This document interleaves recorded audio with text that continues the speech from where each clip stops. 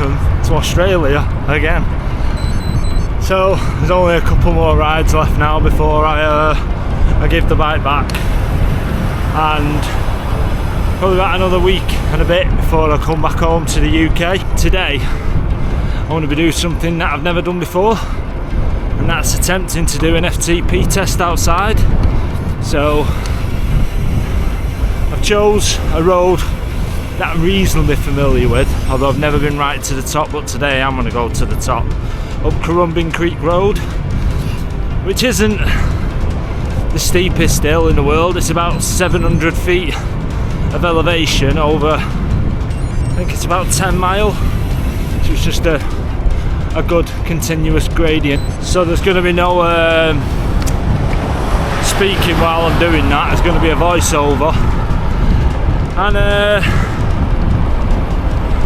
yeah, see what I can get on this FTP test. Just for the record, I know I've spoke about it in previous videos whilst I've been here. The first one I done in September, I got 319, then I got a boost of 350. Well, it was 350 going up elevation, escalation, the grade on Zwift, and then I lowered it back down, as I mentioned before, and then it went up to 333. So we're going to see what difference it makes, because all those was on the turbo, I think. I'm not sure about 333 if I'm honest with you. So yeah, I'm going to get through all this and see what happens. So I've done my warm up, 22 minutes. Not really what Mark had actually set me, but yeah, lots of traffic lights on the way, so I'll just give a few digs and get the legs warmed up. So there's only one left thing to do now. There's only one thing left to do, and that is turn myself inside out. So I've brought my headphones, I'm going to stick some music on, and I'm going to annihilate myself there and see what I can get. Hopefully I can beat the 350, or at least match it. It'd be nice. But yeah, without further ado, let's do this. There'll be a voiceover. I'm sure I'll be talking about some other things at this point in time I forgot, but I'll remember them by the time I'm editing and recording the voiceover. So yeah, let's do this. Right then, here we go. My first outdoor FTP test. Just me, the bike, this stretch of road, and 20 minutes of pain incoming. You can see my average watts ticking away in real time on the Garmin screen at the bottom. No hiding from the numbers now. From the first few pedal strokes, I could tell the legs were ready. Not perfect, but ready. I didn't want to do my coach's warm up. Sorry Mark. Went rogue instead, with a few short bursts to wake things up. Not textbook, but it'll do. This isn't a turbo trainer, and it's not some perfectly flat Zwift course. This is Currumbin Creek Road. Trees, humidity, tailwind, an occasional bit of debris from Storm Alfred, just to keep things spicy. I tried not to go out too hard, just keep it under threshold and let it build. But you know what it's like, once the adrenaline kicks in and the numbers look good, it's hard not to chase them. I was watching that average wattage and thinking, can I really hold this for 20 minutes? The wind gave me a bit of a nudge, which helped, but with the humidity, that was next level. Within minutes I was dripping, breathing heavy, the kind of conditions that test you physically and mentally. And to top it off, I had to dodge sticks, leaves, random storm leftovers every few hundred metres. But here's the thing, just a few months ago in September, I did this on Zwift, 319 watts at 118.2 kilos. This time, out here in the real world, 332 watts and I'm down to 103 kilos. That's a jump from 2.7 to 3.2 watts per kilo. And honestly, that gives me a proper buzz. Not just because the number's gone up, because it shows the work's paying off. At this point I was deep in it, legs screaming, heart pounding. You can probably hear it in the breathing, but I kept glancing at the Garmin, watching the average watts hold steady, and it gave me just enough motivation to keep pushing. This isn't just a test for the sake of a number. The Fred Whitton is just 9 days away from this voiceover, and when you're staring down the barrel of hard knot, Honester, Rhinos, you want to know you've done the work. This ride, this was proof that I'm fitter, lighter, stronger, ready. Coming into the last minute or two, I could feel everything tightening up. I wanted to ease off, but I knew I'd regret it, so I buried myself one last dig.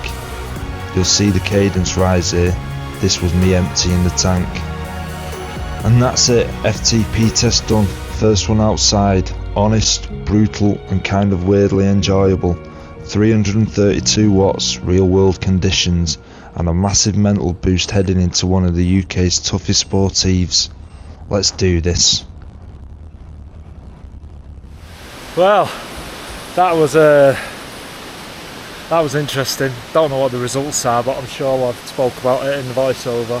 But check where I am. I just carried on right up Currumbin Creek Road till at the end, and then it took me into a car park, and I'm in a national park now.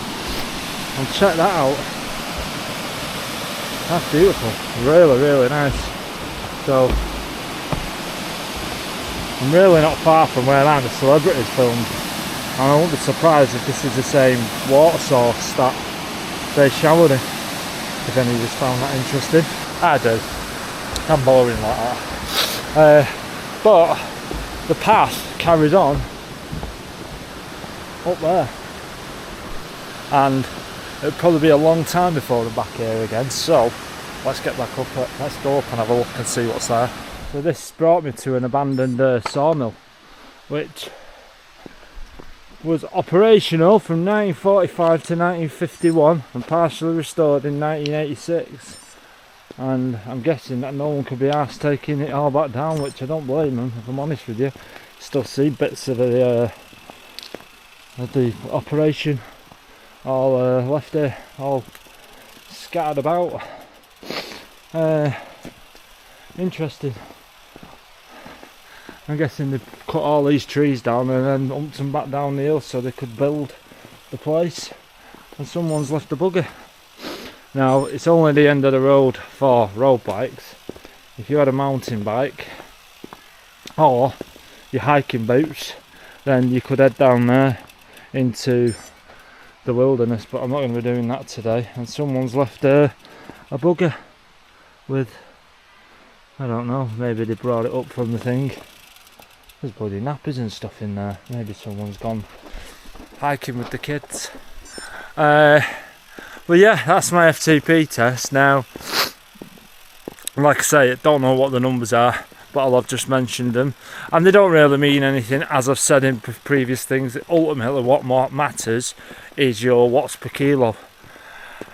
Yeah, I tell you what, I am sweating like you would not believe. Humidity in here, it's got to be 100%. It's got to be. I am soaking wet. I'm going to enjoy this ride back down now, but I'm going to take my time getting out of here because that was slipping and coming out and bumper. Just look how high some of these trees are. Ugh. It's massive. Long way from Whitton. Anyway, let's get back down to civilization. As much as I'm enjoying this, I need to get dry and get back to the family and get back into holiday mode with the family.